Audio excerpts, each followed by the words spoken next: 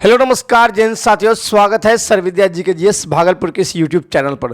दोस्तों आज की इस वीडियो में हम लोग जो है मध्यकालीन भारत को जो है पढ़ने वाले हैं साथियों कि किस तरह से भारत पर साथियों जो है मुस्लिम आक्रमण होता है, ठीक है, और एक बहुत बड़े भूभाग पर जो है मुस्लिम साम्राज्य का स्थापना हो जाता है। तो चलिए दोस्तों इसी का आज डिस्कशन करने वाले हैं, ठीक है। ये थ्योरी क्लास होने वाला साथियों स्पेशल बिहार पुलिस के लिए। बिहार पुलिस क्या साथियों, आप किसी भी वन डे एग्जाम की तैयारी करते हैं ना, तो यहाँ से आपको सवाल देखने के लिए मिलता होगा, ठीक है साथियों। तो चलिए बने रहिएगा, ये YouTube पर आपका जो साथियों फ्री क्लास होने वाला है, ठीक है। मध्यकालीन भारत स्टार्ट हुआ साथियों, जिसमें 2025 के लिए स्पेशल बिहार पुलिस के लिए और थ्योरी क्लास जो है बिल्कुल फ्री होने वाला है साथियों। हम जो है इसका वीडियो ऑलरेडी बनाए थे, पर जो बीच में जो है कुछ उसमें कटिंग हो गया था, ठीक है, इसलिए इसको जो है फिर से जो है एक अच्छे जो है तरीके से बनाया जा रहा है। तो आप लोग जो इसको जरूर देखेगा और इसका PDF आपको टेलीग्राम पर मिल जाएगा साथियों, वहाँ से आप डाउनलोड कर सकते हैं। तो चलिए दोस्तों स्टार्ट करते हैं आज का ये टॉपिक, भारत पर मुस्लिम आक्रमण। मुस्लिम आक्रमण की बात करें साथियों तो सबसे पहले भारत पर जो है ना मूल रूप से मध्यकालीन भारत में जो है ना दो देश आक्रमण करता है, ठीक है। एक तो आपका जो करता है अरब आक्रमण, ठीक है, और दूसरा आक्रमण करता है तुर्क आक्रमण। तो इन्हीं दोनों के बारे में इस वीडियो में हम लोग पढ़ने वाले हैं। तो चलिए स्टार्ट करते हैं। सबसे पहले आप देख रहे हैं साथियों यहाँ पर जो दो आक्रमण हम लोग फोटो भी लगाए हैं। तो पहला आक्रमण आपका होता है अरब आक्रमण, जो अरब मुस्लिम आक्रमण, ठीक है। ये जो आक्रमण होता है साथियों ये जो है मोहम्मद बिन कासिम के द्वारा होता है, ठीक है साथियों। मोहम्मद बिन कासिम के द्वारा होता है साथियों 712 ईस्वी में। कब होता है साथियों? 712 ईस्वी में जो ये आक्रमण होता है। लेकिन साथियों यहाँ पर बात करते हैं कि इससे भी पहले एक आक्रमण हो चुका होता है, ठीक है, 711 ईस्वी में, ठीक है। ये सफल आक्रमण नहीं माना जाता है, ठीक है। ये कैसा आक्रमण माना जाता है साथियों? तो ये असफल आक्रमण माना जाता है। कैसा माना जाता है? तो असफल, ये सफल नहीं हुआ था, इसके विषय में इसका ज़्यादा चर्चा नहीं है। जो सफल आक्रमण होता है यहाँ पर देख सकते हैं मोहम्मद बिन कासिम का फोटो लगा हुआ है, और यही जो है पहला जो है भारत पर जो है सफल आक्रमण करता है। इसका जो है विस्तार से आगे डिटेल में चर्चा करेंगे। अब आइए दूसरी और स्लाइड में देखते हैं यहाँ पर कि दूसरे तरफ जो है फिर जो इसके बाद आक्रमण करता है, यानी कि दूसरा आक्रमण आपका तुर्की के द्वारा होता है। अरब वाले आक्रमण करते हैं, उसके बाद कौन करते हैं? तुर्की आक्रमण करते हैं, ठीक है। अरब में आपने देखा कि साथियों मोहम्मद बिन कासिम आक्रमण कर रहा है। तुर्की में आप देखिएगा कि मोहम्मद गजनबी, ठीक है। यहाँ पर तुर्की में देखिएगा तो मोहम्मद गजनबी, ठीक है। कौन देखेगा? तो मोहम्मद गजनबी, या फिर महमूद गजनबी बोलते हैं साथियों, ठीक है। महमूद गजनबी जो है क्या करता है 1000 ईस्वी में जो है, कब साथियों? 1000 ईस्वी में जो है आक्रमण करता है भारत पर। और यही नहीं साथियों, और आगे सुनिए, यहाँ पर ये जो एक ही बार आक्रमण नहीं करता साथियों, बल्कि ये 17 बार आक्रमण करता है, ठीक है। ये महमूद गजनबी जो है कितना बार आक्रमण करता है? तो कुल 17 बार ये भारत पर आक्रमण करता है साथियों। कितना बार? तो टोटल 17 बार आक्रमण करता है।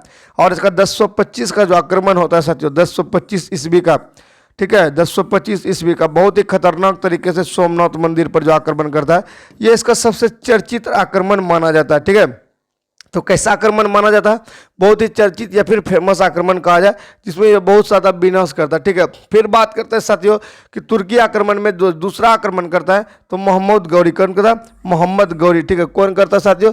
ये मोहम्मद गौरी करता है तुर्की में दूसरा बार आक्रमण, और इसी का गुलाम सब रहेगा यहाँ पर भारत में, और क्या कर देगा साथियों? तो दिल्ली सल्तनत का स्थापना कर देगा, ठीक है।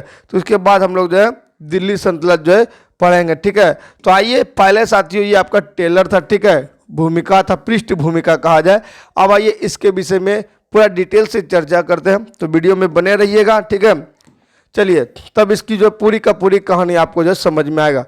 तो जैसा कि आप देख सकते हैं यहाँ पर साथियों भारत पर सबसे पहले जो मुस्लिम आक्रमण, वही बात कर रहे हैं असफल आक्रमण का, 711 ईस्वी में बुदेला और उबैदुल्ला, ठीक है, नाम याद रखिएगा साथियों, बुदेला और अबुदुल्ला के नेतृत्व में हुआ था, ठीक है।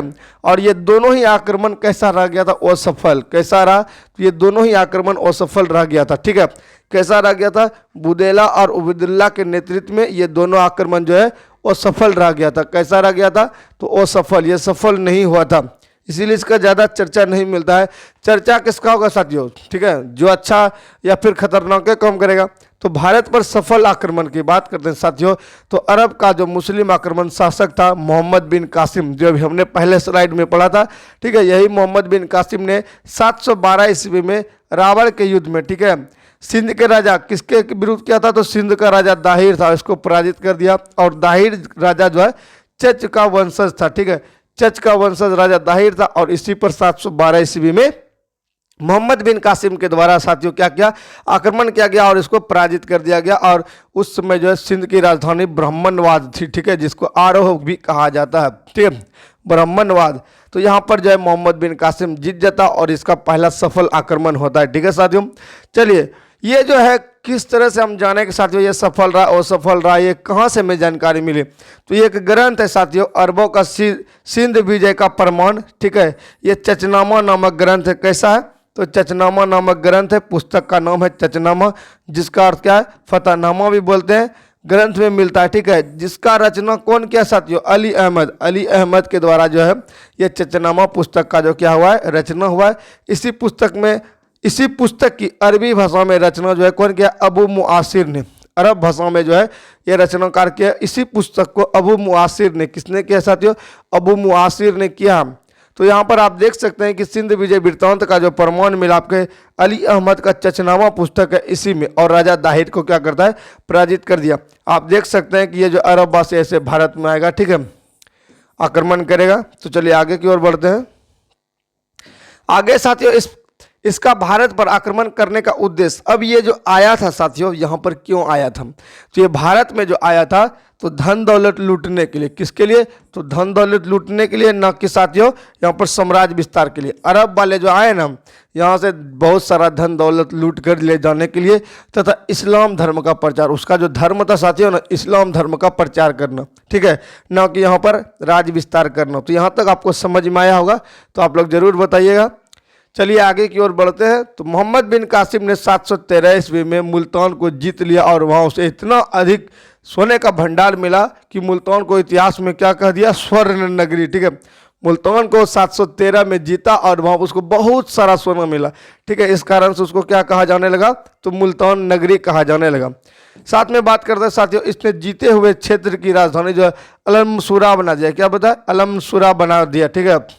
मोहम्मद बिन कासिम के आक्रमण के फलस्वरूप अरबी संस्कृत को भारतीय संस्कृत और कुछ भारतीय संस्कृत को अरबी क्या था, अरब वासियों ने अपनाया। तो यहाँ पर जो आया ना, तो यहाँ का कुछ संस्कृति वो ले गया और वहाँ का कुछ संस्कृति यहाँ दे गया। जैसे कि आप लोग देखेंगे खजूर की खेती, ठीक है, ऊँट पालना, ये सब जो है क्या साथियों, ये उसी का जो है संस्कृति था। उसके बाद हम लोग सीखे, ठीक है। अरब और हिंदू संस्कृति का मिश्रण परिणाम स्वरूप अरब वासियों ने भारत में, देखिए, भारत से क्या क्या सीख गया, खगोल शास्त्र गया, अंक गणित, चिकित्सा शास्त्र, दर्शन शास्त्र, ठीक है, बहुत कुछ सीखा और इसका प्रचार पूरे यूरोप में किया। यहाँ से जो ये सब सीख कर गया साथियों, पूरे यूरोप में इसका प्रचार प्रसार करता है। फिर बात करते हैं साथियों आगे।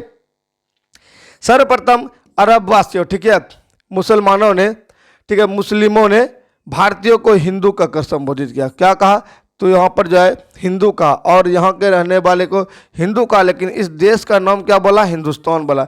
यहाँ पर जो रह रहा था उसको हिंदू कहा और इस देश का नाम हिंदुस्तान कहा। किसने, तो अरब वासियों ने। अरब आक्रमण के फलस्वरूप भारत में पर्दा प्रथा का जो है तीव्र गति से जो है विकास हुआ, ठीक है। इसके साथ ही यहाँ पर बहुत फेमस क्वेश्चन आता है साथियों, जजिया कर, जक़ात और खराज, ये सब जो है यहाँ के बारे में समझाया, ठीक है, जानकारी प्राप्त हुआ, यहाँ भारत वालों को समझाया और भारत पर क्या कर दिया, तो मोहम्मद बिन कासिम ने सर्वप्रथम जो है जजिया कर जो है लगाया। ये जजिया कर सबसे पहले पूछा जाता है क्वेश्चन, कौन लगाया, तो यही आपका मोहम्मद बिन कासिम होता है, ठीक है, स्टार लगा लीजिएगा, मोहम्मद बिन कासिम इसको लगाता है, ठीक है। और इसको जो है साथियों एकदम लास्ट वाला को याद रखिएगा, ठीक है, सबसे जो है ये लास्ट में ख़त्म कौन कर देता है, पूरी तरह से भारत में समाप्त कौन कर देता है, तो रंगीला बादशाह जिसको बोलते हैं, ठीक है। रंगीला बादशाह कौन है जी, मोहम्मद शाह, ठीक है, रंगीला बादशाह के नाम से जानते हैं, वही समाप्त कर देता है। लेकिन साथियों इससे पहले भी कुछ खत्म करता है लेकिन पुनः लागू कर देता है, उसके बारे में आप लोग को सीक्वेंस से बताते हैं। तो सबसे पहले आपने देखा कि जो है मोहम्मद बिन कासिम ने जजिया कर को यहाँ लगाया और उसमें कुछ लोगों को नहीं उससे जो टैक्स लेता था, जैसे हो गया यहाँ पर देखिए कौन कौन, 5 लोग था जिसमें मुक्त रखा था, वो से बच्चा याद रखना है, वो से बूढ़ा आदमी रखना है, वो से ब्राह्मण याद रखना है, ठीक है, वो से विकलांग याद रखना है और ओ से औरत, ठीक है। बच्चा, बूढ़ा, विकलांग, औरत, ये सबको जो है दूर रखा था, ठीक है, इस सबको जो है टैक्स नहीं लेता था, जजिया कर नहीं लेता था, ठीक है। फिरोज शाह तुगलक FST ने जो है ना ब्राह्मण से भी लेने लगा, क्या क्या, FST ऐसा आदमी आया जो कि बोला नहीं ब्राह्मण से भी लिया जाएगा, ठीक है, तो ये ब्राह्मण से भी लेने लगा। फिर मुगल आता है शासक, जिसको क्या बोलते हैं साथियों, तो अकबर महान बोलते हैं, ठीक है। अकबर महान ने क्या किया साथियों, तो 1564 ईस्वी में जजिया कर को बोला नहीं, ये जजिया कर ठीक नहीं, इसको खत्म कर दिया। क्या कर दिया, समाप्त कर दिया। जजिया कर क्या कर दिया, समाप्त कर दिया। लेकिन अंग्रेज, ये औरंगजेब के बारे में आप सुनेंगे, ये बहुत ही जो है क्या कहा जाए, दुष्परिणामी व्यक्ति था, एकदम भाई सबको भी नहीं छोड़ा था, ठीक है। तो 1679 ईस्वी में क्या करता है, फिर से लगा देता है, और ये लगातार लगाता है भारत वाले पर। ये जो ना अंग्रेज से भी लेता है, ठीक है, अंग्रेज से भी जजिया कर वसूलता है। क्वेश्चन भी पूछा जाता है साथियों, वो कौन शासक था जिसने अंग्रेज से भी जो है जजिया कर लिया था या टैक्स लिया था, यही कौन था, तो आपका औरंगजेब था, ठीक है, औरंगजेब, ठीक है, कौन थे, औरंगजेब।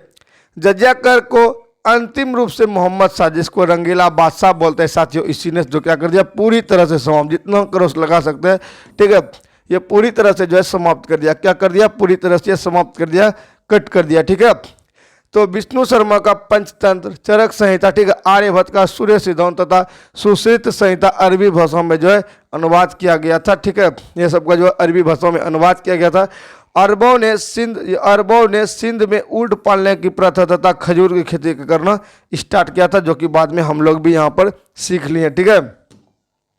चचनामा ग्रंथ के अनुसार सुलेमान, ठीक है, अब ये देखिए मोहम्मद बिन कासिम का जो होगा द एंड, तो सुलेमान के आदेश पर मोहम्मद बिन कासिम की हत्या जो है करवा दी गई। क्या हुआ, तो सुलेमान था, इसके जो आदेश पर मोहम्मद बिन कासिम को क्या कर दिया, द एंड कर दिया। तो यहाँ पर जो है चैप्टर होता है किसका समाप्त, तो मोहम्मद बिन कासिम का जो है चैप्टर होता है समाप्त।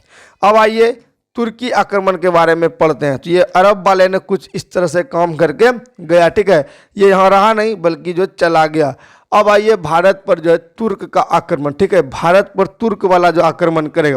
ये तुर्की कौन था, ये तुर्की मुसलमान नहीं था साथियों, ये आपको याद रखना है, ये तुर्की मुसलमान नहीं था, लेकिन जो है फिर ये बाद में बन जाता है, ठीक है। यहाँ पर देखिए कि भारत में मुस्लिम सत्ता की स्थापना के श्रेय तुर्कों को दिया जाता है, ठीक है, किसको दिया जाता है, तो तुर्कों को दिया जाता है।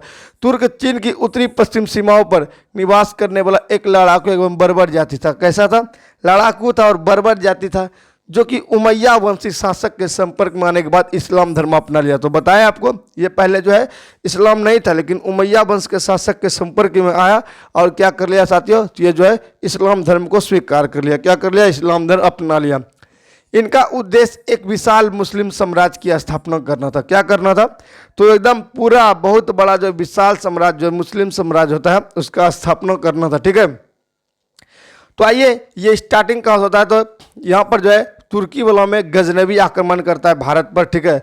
तो ठीक है, यहाँ पर देखते हैं अलाउद्दीन अफगान के प्रदेश में गजनबी साम्राज्य का जो स्थापना करता है। अलाउद्दीन कौन करता है, तो अलाउद्दीन करता है। और भारत पर पहला तुर्क आक्रमण जो है सुपुतगिन था, ठीक है। ये सुपुतगिन जो है इसी का जो है दामाद है और गुलाम है, ठीक है। गजनबी तो आएगा तो इसके बाद आएगा, ठीक है।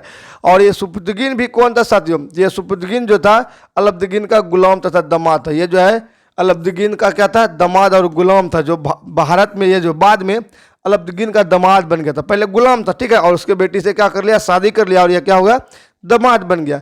इसने 986 ईस्वी में हिंदू शाही वंश के शासक जयपाल पेशावर, ठीक है, में पराजित कर दिया, ठीक है। शाही वंश के शासक जयपाल को क्या कर दिया, इससे युद्ध हुआ और इसको पराजित कर दिया। कौन साथियों, तो यही आपका जो है कौन, अलाउद्दीन, ठीक है, सुपुतगिन, ये सुपुतगिन जो है, ठीक है, अलाउद्दीन का गुलाम सुपुतगिन क्या करता है, जयपाल शासक को पराजित कर देता है, ठीक है।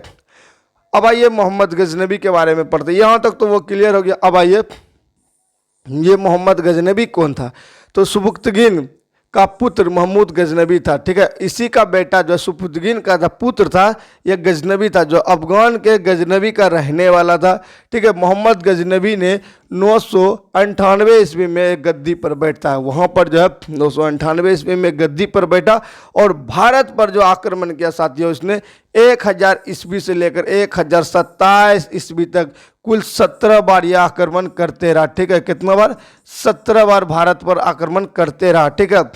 इसने मध्य एशिया में एक बड़े साम्राज्य की स्थापना के लिए धन प्राप्त करने के लिए उद्देश्य से जो है भारत पर आक्रमण किया। यहाँ से इतना सारा धन जो है ले जाएंगे, वो बड़े भूभाग पर आक्रमण करने के लिए जो है साम्राज्य विस्तार करने के लिए आक्रमण किया। इसने 1001 ईस्वी में पंजाब के हिंदू शाही वंश के ऊपर आक्रमण किया था। उस समय इसकी राजधानी वह हिंद थी, कहाँ थी, वह हिंद थी, ठीक है। इस समय यहाँ के शासक जयपाल थे, ठीक है। 1001 ईस्वी में जो आक्रमण किया था तो वह हिंद पर किया था और जयपाल यहाँ के शासक थे। जयपाल एकमात्र शासक है जो पराजित होने पर क्या कर लिया था, आत्महत्या। इसको जो है ना पराजित जो कर दिया ना, इसको बर्दाश्त नहीं हुआ, ठीक है, बर्दाश्त नहीं हुआ, खुद को जो है संभाल नहीं पाया और या क्या कर लिया, आत्महत्या कर लिया, सुसाइड कर लिया, ठीक है। इसने पुनः 1008 ईस्वी में नगरकोट पर हमला किया और वहां ज्वालामुखी मंदिर को तोड़कर उसके अवशेष को क्या क्या साथियों, गजनी ले जाकर यहाँ पर गजनी ले जाकर मस्जिद के सीढ़ियों में फेंक दिया। ज्वालामुखी मंदिर पर जब आक्रमण किया 1008 ईस्वी में, यहाँ पर जो मंदिर का जो अवशेष को अपने मस्जिद में ले जाकर जो सीढ़ियों में फेंक दिया, ठीक है, गजनी लेके गया और वहाँ पर जो है मंदिर में, ठीक है, मस्जिद में मंदिर का अवशेष जो है फेंक दिया, ठीक है। महमूद गजनी, ठीक है, यहाँ पर महमूद गजनी को बुत सिकन, ठीक है, क्या बोलते हैं, बुत सिकन मतलब मूर्ति भंजक कहा जाता है। क्या कहा जाता है, इसने जो मूर्ति सब बहुत ज़्यादा यहाँ तोड़ा है ना, इसको बोलते हैं मूर्ति भंजक। और कहीं कहीं इसका लिखा रहता है, क्या लिखता है, बुत सिकन, ठीक है, सिकन। चलिए आगे बढ़ते हैं। आगे साथियों आपका है, भारत में महमूद गजनवी का सर्वाधिक महत्वपूर्ण अभियान 1025, ठीक था, और 1026 में सोमनाथ मंदिर, ठीक है, गुजरात के सौराष्ट्र प्रांत पर, ठीक है, आक्रमण था। उस समय वहाँ का राजा तो भीम प्रथम था। क्या था, वहाँ का राजा भीम प्रथम था जब ये आक्रमण किए थे 1025 और 1026 में, ठीक है। इस युद्ध में 50,000 से अधिक लोग मारे गए थे। इतना आदमी मारा था, क्या कहा जाए, 50,000, सोच सकते हैं। महमूद इस मंदिर को पूर्णतः नष्ट कर दिया था तथा इसकी कुल संपत्ति को लेकर सिंध के रेगिस्तान से वापस लौट गया था। यहाँ से जितना संपत्ति था ना उस मंदिर का, सबको लेकर के कहाँ चला गया, तो रेगिस्तान के रास्ते, सिंध का रेगिस्तान के रास्ते वापस लौट गया, ठीक है। 1027 इसमें जाट के विरुद्ध अपना अंतिम आक्रमण किया था। ये हुआ था क्या साथियों कि जब ये जो है मंदिर को लूट कर ले जा रहे थे ना, जाट सब जो है ना इसका कुछ क्या किया था, छीन छान लिया था, ठीक है, रास्ते में जो है इसका छीन लिया था। तो फिर जो है 1027 में वो जाट के विरुद्ध बोलता है, हमारा छीन के गया था ना, अभी वापस आते हैं इसको रख कर। तो वो रखने गया और रख के फिर से 1027 में आया और ये अंतिम उसका जो है आक्रमण रहा था, ठीक है, और उन्हें पराजित कर दिया। क्योंकि सोमनाथ को लूट कर वापस जाते समय महमूद को जाटों ने क्षति पहुंचाई थी। वही लूटपाट करने में जो है क्या किया था, उसको क्षति पहुंचाया था, छीन लिया था। महमूद गजनवी का सेनापति अयाज सुल्तान था। कौन था, इसका जो सेनापति था अयाज सुल्तान था। कौन था, अयाज सुल्तान। फारूक इसके साथ जो आया था साथियों, इसके दरबार में जो रहता था, फारूक, उतबी, फिरदौसी, अलबरूनी जैसे विद्वान गजनवी के दरबार में रहते थे, ठीक है। और भारत भी आया था साथियों अलबरूनी। कौन आया था, अलबरूनी आया था मोहम्मद गजनवी के साथ, ठीक है। तो उतबी ने किताब उल यामनी की रचना की, ठीक है, किताब उल यामनी की रचना कौन किया, उतबी ने किया। कौन किया, उतबी ने, ठीक है। तो ये सभी फैक्ट इसके साथ है साथियों। आगे फिरदौसी ने क्या लिखा है, तो शाहनामा लिखा है। फिरदौसी ने क्या लिखा है, शाहनामा लिखा है। जबकि अलबरूनी ने क्या लिखा है, किताब उल हिंद, जिसका अर्थ क्या होता है, तहकीक या खोज, ठीक है, या भारत की खोज, ठीक है। अलबरूनी इतिहासकार, दार्शनिक और संगीतज्ञ था, ठीक है। कैसा था यह, दार्शनिक था, इतिहासकार और संगीतज्ञ था।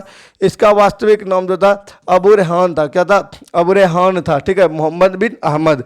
अबू रेहान मोहम्मद बिन अहमद था इसका वास्तविक नाम। किसका साथियों, तो अलबरूनी का, ठीक है। चांदी के सिक्के का संस्कृत मुद्रालेख गजनवी ने प्रारंभ किया था। चांदी का जो सिक्का जो है उसका लेख था, एक गजनवी ने प्रारंभ किया था, जिसके एक तरफ जो अरबी भाषा तथा दूसरी तरफ जो है संस्कृत भाषा का प्रयोग हुआ था। एक तरफ अरबी भाषा लिखता था और एक तरफ संस्कृत भाषा लिखता था। ये चांदी का जो है मुद्रालेख जो है गजनवी जो प्रारंभ किया था, ठीक है। महमूद गजनी को बगदाद के खलीफा अल कादिर बिल्ला ने सुल्तान कहकर संबोधित किया। ये गजनवी को क्या कहा, सुल्तान। किसने कहा, साथियों, खलीफा कादिर बिल्ला ने, ठीक है। खलीफा ने इसको यामनी उन दौला, ठीक है, यामनी उल बिल्ला की उपाधि दी। खलीफा जो होता था ना उस समय, ठीक है, खलीफा ने इसको क्या कहा, तो खलीफा ने इसको कहा यामनी उल दौला और यामनी उल बिल्ला, ठीक है। 1030 में महमूद गजनवी का जो है असाध्य रोग जो मलेरिया होता है, ठीक है, मलेरिया किससे होता है जी, मच्छर के काटने से, ठीक है। और इसको उपचार के लिए क्या करते हैं, सिनकोना, ठीक है, सिनकोना का छाल, ठीक है, सिनकोना कुनेन जो होता है, ठीक है, उससे जो है इसका इलाज होता है। तो 1030 ईस्वी में जो है इसको यही मलेरिया हो गया और मलेरिया से इसका क्या हो गया, एकदम राम नाम सत्य हो गया, ठीक है, मृत्यु हो गया, ठीक है, क्या हो गया, डेथ हो गया। तुर्की आक्रमण का दूसरा चरण, एक चरण तो पढ़ लिए, ठीक है। पहले हमने अरब का पढ़े, तो अरब का तो द इंड हो गया। फिर तुर्की में हम लोग पहला चरण पढ़े, तो अब ये दूसरा चरण स्टार्ट होता मोहम्मद गौरी। गजनबी का पहला चरण हम लोग ने पढ़ लिया, वो क्या क्या कब मरा, ठीक है। अब आइए इसका तुर्की का जो दूसरा चरण पढ़ते हैं। तो दूसरा चरण में गौरी आता है, ठीक है, महमूद गौरी। कौन आता है? महमूद गौरी आता है। तो याद रखेगा, ये तुर्की वाला दो बार आक्रमण करता है। पहला बार आपका गजनबी किया और दूसरा जो गौरी करेगा। तुर्क एक जनजाति थी, ठीक है, जो अफगानिस्तान क्षेत्र की थी। ये कहता है जनजाति था, और तो ये अफगानिस्तान क्षेत्र की थी, ठीक है। इसके दूसरे चरण का नेतृत्व मोहम्मद गौरी ने किया था। दूसरा चरण का जो आक्रमण किया, ये गौरी के द्वारा किया गया था। इसका पूरा नाम मोहम्मद गौरी या जो मुहिद्दीन मोहम्मद बिन शाम, ठीक है, मुहिद्दीन मोहम्मद बिन शाम था, ठीक है, जिसको शिहाबुद्दीन तथा इसके गौर वंश को मोहम्मद भी कहा जाता है, ठीक है। शिहाबुद्दीन था, ठीक है, इसे गौर वंश का मोहम्मद भी कहा जाता है। गौर वंश का जो है क्या बोलते, इसको मोहम्मद भी बोलते हैं। महमूद गौरी किसको साथियों? महमूद गौरी को। 1173 ईस्वी में मोहम्मद, ठीक है, मोहम्मद गौरी गौर प्रदेश का शासक बनता है। ये मोहम्मद गौरी जो साथियों गौर प्रदेश का शासक बनता है 1173 ईस्वी में। कब बनता है? गौर प्रदेश का शासक वहाँ पर जो 1173 ईस्वी में बनता है। अब फिर होता है क्या साथियों, 1175 में, ठीक है, मुल्तान एवं सिंध पर आक्रमण किया, ठीक है। इसने भी जो है, क्योंकि जो है भारत पर आने के लिए साथियों जो है इधर से अबे करेगा, ठीक है, मैं थोड़ा सा समझने के लिए, भारत पर इधर से अबे करेगा। यहाँ पर किधर से आएगा? इधर से आएगा, मुल्ताने की तरफ से, ठीक है। तो मुल्तान पर, ठीक है, मुल्तान एवं सिंध पर आक्रमण करता है। फिर 1178 ईस्वी में जो है पाटन गुजरात पर आक्रमण किया, किंतु वहाँ के शासक भीम द्वितीय ने माउंट आबू पर इसे बुरी तरह से पराजित किया। गौरी को क्या करता है, तो भीम द्वितीय ने एकदम उठा के पटक पटक के मारता है, ठीक है, तो बुरी तरह से पराजित किया है। ये तुर्क आक्रमणियों की पहली पराजय थी। तो ये जो अगर बात करें तो पहला पराजय जो होता है तुर्क आक्रमणी का, 17 बार वो आक्रमण किया, सोच सकते हैं हम। और उसके बाद ये भी आक्रमण कर लिया है 2 बार, ठीक है, लेकिन एक बार, लेकिन दूसरा बार में इसको क्या करता है, तो इसको जो है माउंट आबू पर बुरी तरह से भीम द्वितीय ने पराजित करता है, ठीक है। मोहम्मद गौरी, ठीक है, 1179 ईस्वी में जो है पेशावर, 1181 ईस्वी में लाहौर और 1185 ईस्वी में सियालकोट को जीत लिया। ये जो मोहम्मद गौरी आया तो 1179 में जो है सबसे पहले पेशावर को, 1181 में लाहौर को, 1185 में सियालकोट को जीता है, ठीक है। मोहम्मद गौरी ने लाहौर तथा उसके आसपास क्षेत्र को जीतता गया। इसने लाहौर का केंद्र बना लिया, जीत कर क्या बोला, तो यहाँ का लाहौर को केंद्र बना लिया। इसने पंजाब पर भटिंडा, ये जो बहुत गड़बड़ काम कर दिया है, इसने पंजाब के भटिंडा पर जब अधिकार किया तो पृथ्वीराज चौहान तृतीय, ठीक है, से विवाद हो गया। क्या बोला? विवाद हो गया। और 1191 ईस्वी के तराइन के प्रथम युद्ध में जो है पृथ्वीराज चौहान तृतीय ने गौरी को पराजित किया, ठीक है, पराजित कर देता है, लेकिन हो जाता है गड़बड़। क्या हो जाता है? गड़बड़। मोहम्मद गौरी को जो पृथ्वीराज चौहान ने पराजित करता है, तो पृथ्वीराज चौहान ने पहले से वो कांटा बोकर रखता है, ठीक है, क्या करता है? कांटा बोकर रखता है। तो 1192 में तराइन के द्वितीय युद्ध में मोहम्मद गौरी ने जयचंद के सहयोग से, जयचंद कौन था साथियों? तो जयचंद था इसका साला, इसका कहा जाए साला था। ये इसकी बहन को जो है ना स्वयंवर से उठा के लेकर आ गया था और शादी कर लिया था, ठीक है। तो साला तो हो गया था नाराज, और ये क्या क्या, तो जयचंद किस में मिल गया था? तो गौरी के साथ मिल गया था, ठीक है। पृथ्वीराज चौहान तृतीय को पराजित कर दिया, उसकी हत्या कर दी। क्या करता है? तो 1192 में तराइन के द्वितीय युद्ध में मोहम्मद गौरी ने जयचंद के सहयोग से पृथ्वीराज चौहान का क्या कर दिया? हत्या कर दिया। महमूद गजनी का सेनापति मलिक अयाज सुल्तान था। महमूद गजनी का जो सेनापति था मलिक अयाज सुल्तान था। इतिहासकार B.S. स्मिथ ने कहा कि तराइन का द्वितीय युद्ध ऐसा निर्णायक युद्ध साबित हुआ जिसमें भारत पर मुसलमानों की आधारभूत सफलता निश्चित कर दिया गया है। इसके होने वाले आक्रमण परिणाम मात्र थे, ठीक है। यहाँ पर जो है ऐसा कर दिया कि यहाँ पर जो है अब यहाँ पर क्या हो जाए, मुसलमानों का आधारभूत सफलता हो जाता है, ठीक है। तराइन के युद्ध के बाद जो गौरी मेरठ अलीगढ़ पर अधिकार कर दिल्ली की अपनी राजधानी जो है बना लेता है।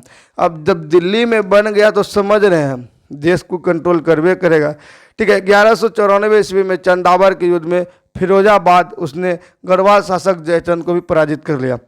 हुआ क्या साथियों, ये जयचंद जो है ना इसके साथ समझौता किया था, ठीक है। पृथ्वीराज चौहान को हराने के लिए ये गौरी के साथ जो है समझौता किया था, लेकिन ये समझौता जो है नहीं माना। फिर ये जो बोला तुम देश का नहीं हुआ तो गौरी ने बोला जयचंद को तुम देश का नहीं हुआ, अपने जीजा का नहीं हुआ, तो मेरा क्या होगा। इसके साथ इसका युद्ध होता है और जयचंद को भी पराजित कर देता है, ठीक है, उसको भी पराजित कर देता है और उसका हत्या कर देता है। मोहम्मद गौरी का गुलाम तथा, ठीक है, मोहम्मद गौरी का गुलाम तथा कुतुबुद्दीन ऐबक का सेनापति, ठीक है, मोहम्मद गौरी जो गुलाम था, ठीक है, कुतुबुद्दीन ऐबक, ठीक है, सेनापति कौन था, तो बख्तियार खिलजी 1198 में नालंदा विश्वविद्यालय को ध्वस्त कर दिया था और बिहार शरीफ नामक शहर बचाया था। सबसे बड़ा विश्वविद्यालय जो है उस समय जो नालंदा विश्वविद्यालय था साथियों, जो कि बख्तियार खिलजी ने ध्वस्त किया था, यह किसका सेनापति था, तो मोहम्मद गौरी का गुलाम, ठीक है, कुतुबुद्दीन ऐबक था और जो है बख्तियार खिलजी इसका सेनापति था। इन्होंने नालंदा विश्वविद्यालय को समाप्त किया और वहाँ पर शरीफ, बिहार शरीफ नामक नगर बसा दिया, ठीक है। 1205 ईस्वी में गौरी ने अपना अंतिम अभियान पंजाब के खखोकर जातियों के विरुद्ध किया था, ठीक है, खखोकर जाति के विरुद्ध करता है गौरी ने। और मोहम्मद गौरी का सेनापति मोहम्मद बिन, ठीक है, मोहम्मद बिन बख्तियार खिलजी, कौन, बख्तियार खिलजी, ठीक है, 1203 ईस्वी में बिहार विजय, 4 से 5 में बंगाल विजय और 1206 से, ठीक है, असम पर आक्रमण किया, ठीक है, यह सब किया। और गौरी के समय सिक्कों पर हिंदू देवी लक्ष्मी का भी अंकन मिलता है, ठीक है। तो जब वो कर रहे थे आक्रमण मोहम्मद, ठीक है, गजनबी, तो क्या कर रहे थे, तो दोनों साइड अंग्रेजी बोलते साथियों, उसका अरबी भाषा और संस्कृत भाषा लिखा हुआ चांदी का सिक्का चलवा रहा था और यह क्या करता है, देवी लक्ष्मी का जो अंकन चित्र पर कर रहा था, ठीक है। आगू मोहम्मद गौरी के साथ जो प्रसिद्ध चिश्ती संत, ये बहुत इंपॉर्टेंट है, मोइनुद्दीन चिश्ती भारत आए थे। उन्होंने भारत में चिश्ती संप्रदाय की स्थापना किया था, ठीक है, चिश्ती संप्रदाय का स्थापना क्या किया था, चिश्ती संत के ये मोइनुद्दीन चिश्ती, ठीक है, भारत में चिश्ती संप्रदाय का स्थापना करता है। तो मोहम्मद गौरी के साथ प्रसिद्ध चिश्ती जो है भारत में चिश्ती संप्रदाय की स्थापना करता है, ये आपको याद रखना है। और इसका जो है शिष्य भी पूछा जाता है, कौन है, ठीक है, निजामुद्दीन औलिया, ठीक है, इसका फेमस अगर पूछा जाए, फेमस इसका जो है शिष्य कौन था, निजामुद्दीन औलिया, ठीक है, निजामुद्दीन औलिया, ठीक है, निजामुद्दीन औलिया, याद रखिएगा इसका जो है औलिया, इसका क्या था, फेमस जो है मतलब प्रसिद्ध जो है शिष्य था मोइनुद्दीन चिश्ती का। मोहम्मद गौरी का कोई पुत्र नहीं था, जो है इसका जो है ना कोई बेटा नहीं था, खाली बेटी था, ठीक है। तथा जयचंद को पराजित करने के बाद गौरी द्वारा भारत पर जीते गए प्रदेश को कुतुबुद्दीन ऐबक को सौंप दिया, ठीक है, और वह गजनी लौट गया, कुतुबुद्दीन ऐबक को दिया और गजनी लौट गया। मोहम्मद गौरी ने कुतुबुद्दीन ऐबक को प्रथम अख्ता प्रदान किया, क्या क्या, मोहम्मद गौरी को अख्ता प्रदान किया, ठीक है। 1206 ईस्वी में दमयक नामक स्थान पर देखिए राम लाल खखोकर ने मोहम्मद गौरी की हत्या कर दिया। यहाँ पर देखिए कह कोई पुत्र नहीं था साथ, और 1206 में इसका जो है काम तमाम कर दिया, ठीक है, हत्या कर दिया। मोहम्मद गौरी गजनी में इसको दफना दिया, मोहम्मद गौरी को क्या किया, वहीं पर उसके गजनी में दफना दिया। और इसका जो है ना प्रमुख गुलाम था, कौन कौन था, कुतुबुद्दीन ऐबक था, ठीक है, यालदोज था और कुबाचा था।